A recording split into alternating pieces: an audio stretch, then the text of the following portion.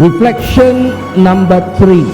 In the sovereign will of God, there will be a final war that will end all wars. Here's another good place to say amen. There will be a final war that will end all wars on this earth. Armageddon, the final battle.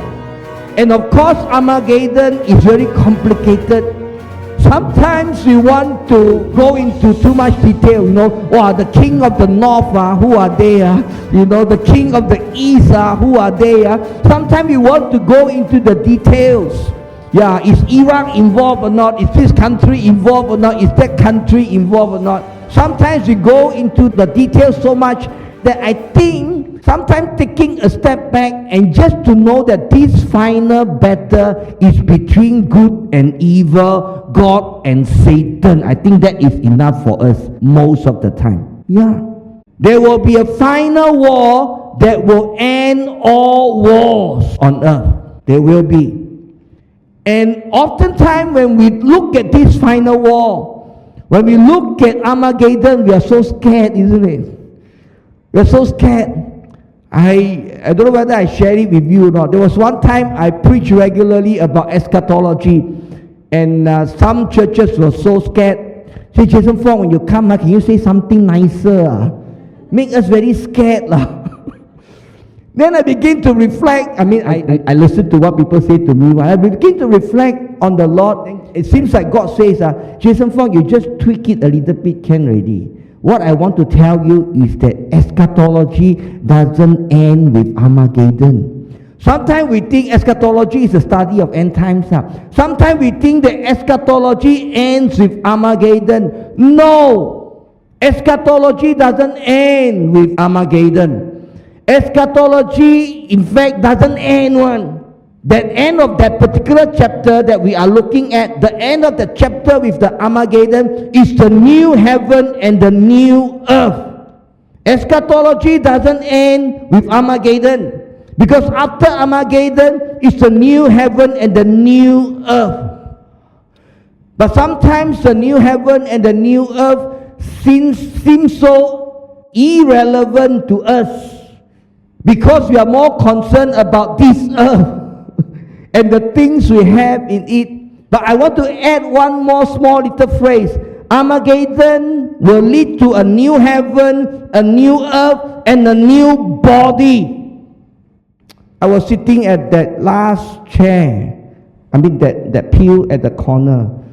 I couldn't help but notice our dear sister who was in front of me. We were singing and she was raising her hand and try to massage her neck, I was very tempted to reach out and help her and massage for her. But I know maybe she will scream if I do that. And then she was sitting down and, putting her hand there. And we all gospel hall, we sing song, stand up, sit down, stand up, sit down, stand up, sit down. Actually not very friendly to those knees who are not very strong. And backs who are not very strong. If she's listening to me, Armageddon leads to a new heaven and a new earth and a new body. One day we can throw away our clutches.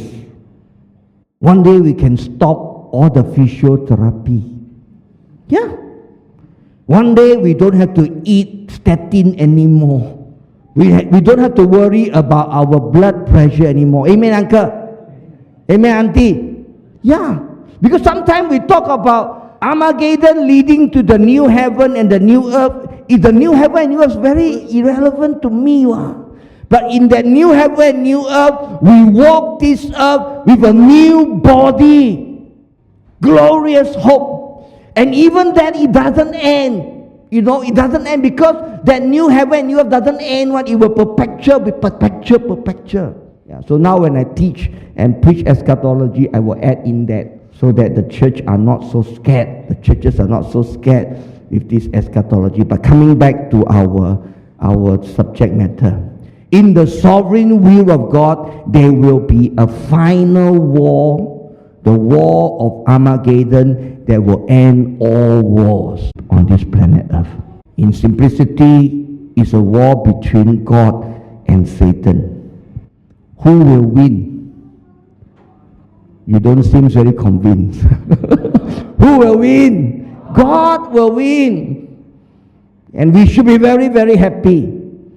And depending on what school of theology you hold, you may be fighting in that war, no? Yeah, under the banner of the Lord of hosts, we may be fighting in that war, depending on your theological stand. So this is reflection number 3. Biblical reflection of a world in conflicts.